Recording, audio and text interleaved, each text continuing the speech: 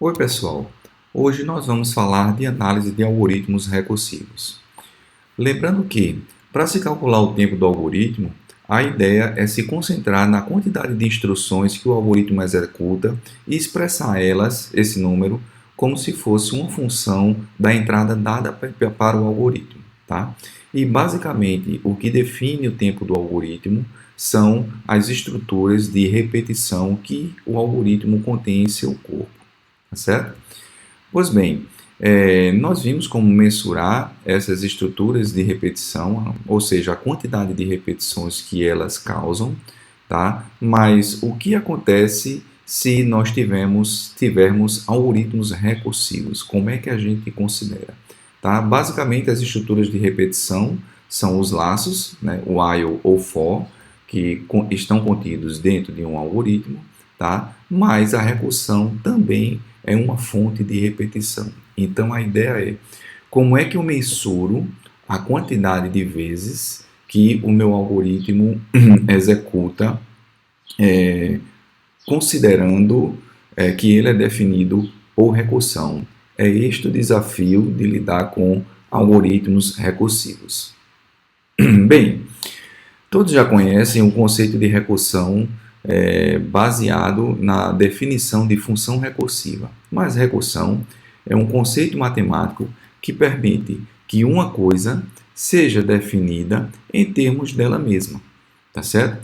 E isso pode acontecer em funções, como é o caso da função fatorial, ou pode acontecer também com estruturas de dados, estruturas que são definidas de forma recursiva, ou seja, em termos dela mesma, que nós veremos um pouco mais adiante neste curso. Tá?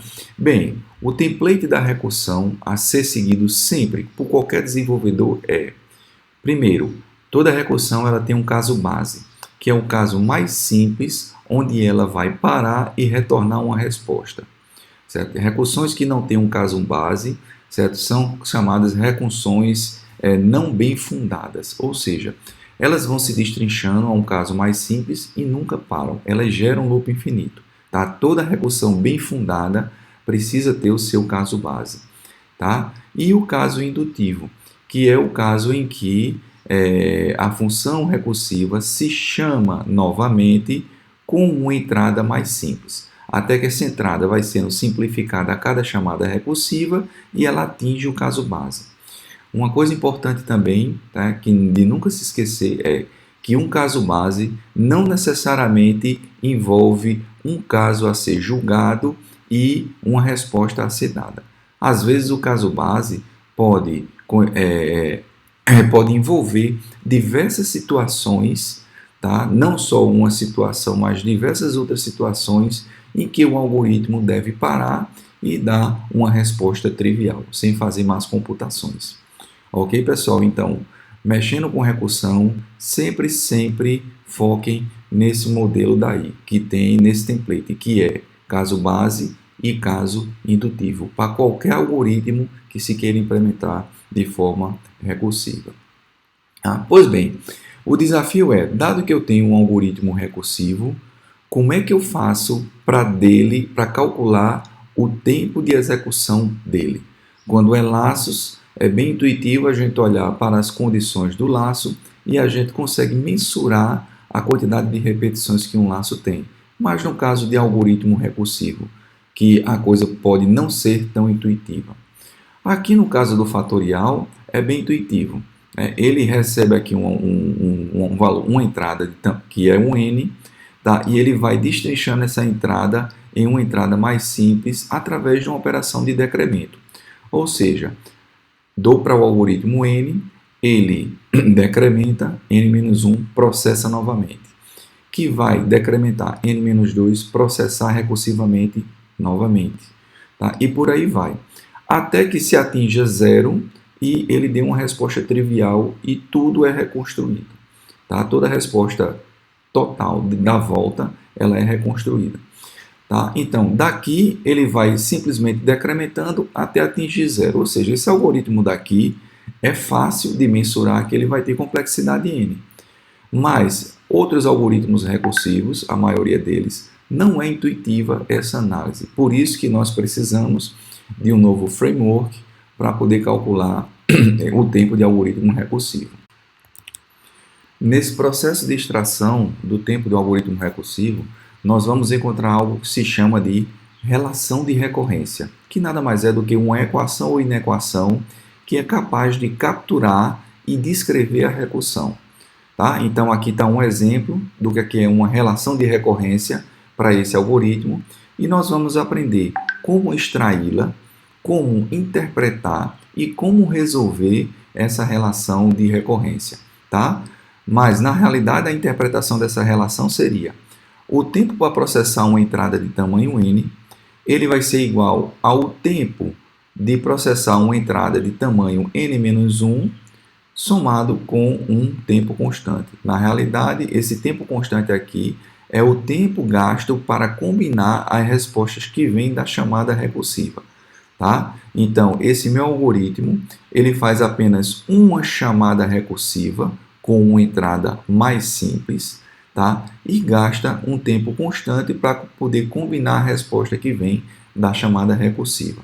Tá? Até ao final da aula de hoje, vocês serão capazes de extrair, interpretar essa relação e resolver essa relação de recorrência, que ela deve sempre existir para um algoritmo recursivo, ou seja, todo e qualquer algoritmo recursivo vai ter uma relação de recorrência associada, que é o ponto de partida para o cálculo do seu tempo.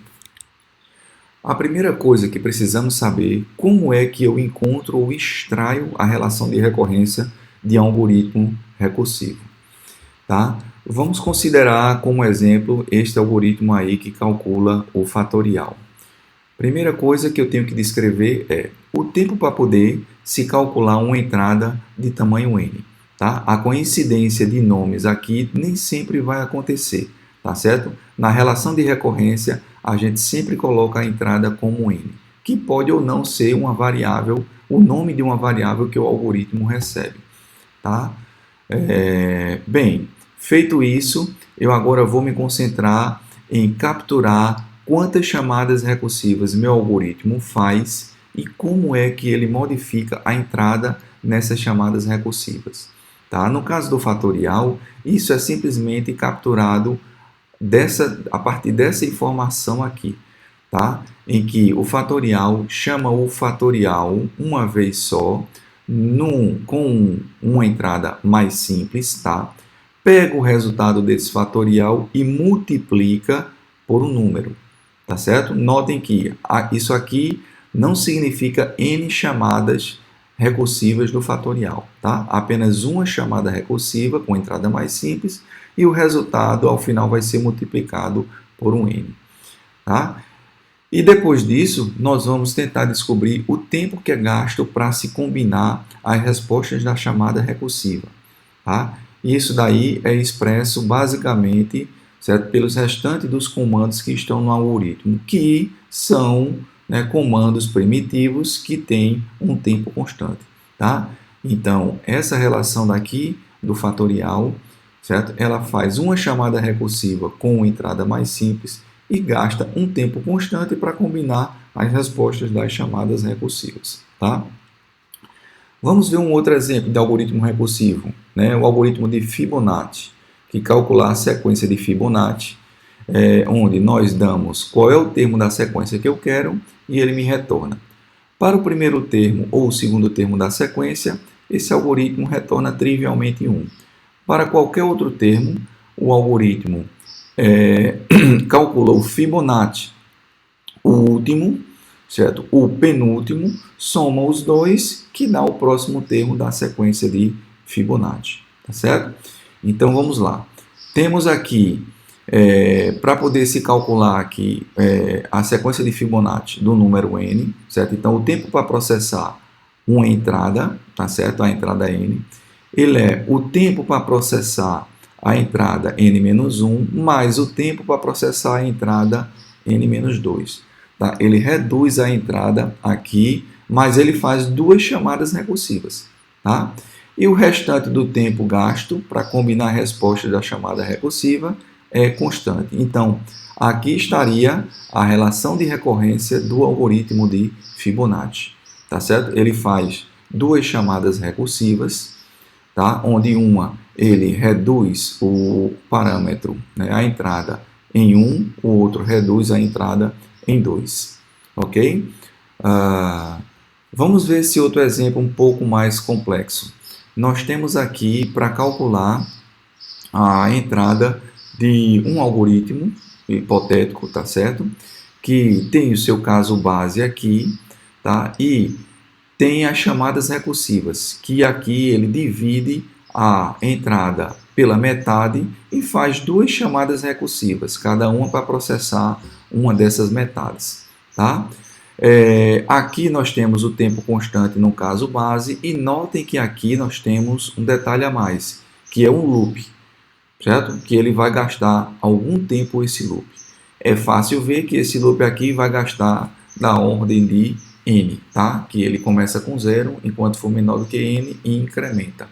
Então, ele vai ter uma complexidade n, esse loop, tá certo? Mas tem duas chamadas recursivas. Então, extraindo a relação de recorrência desse algoritmo, nós temos que o tempo para processar uma entrada de tamanho n, eu chamo ele recursivamente uma vez com a metade, chamo ele recursivamente outra vez com a metade, gasto um tempo constante para combinar, mas eu tenho um tempo aqui também a mais, tá certo? Que é levado em consideração fora das chamadas recursivas, ou seja, para combinar também os resultados das chamadas recursivas.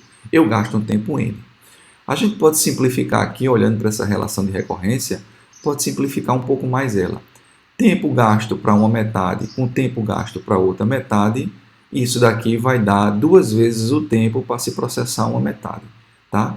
E qualquer função constante com qualquer função de grau 1, polinômio de grau 1, vai dar um polinômio de grau 1. Então, essa relação de recorrência poderia ser simplificada para esta daqui, tá certo? Que continua sendo interpretada como o tempo para processar uma entrada de tamanho n, eu gasto duas vezes o tempo para processar as metades, porque eu faço duas chamadas recursivas, tá? com entradas de mesmo tamanho, e eu gasto um tempo n para poder processar as respostas das chamadas recursivas.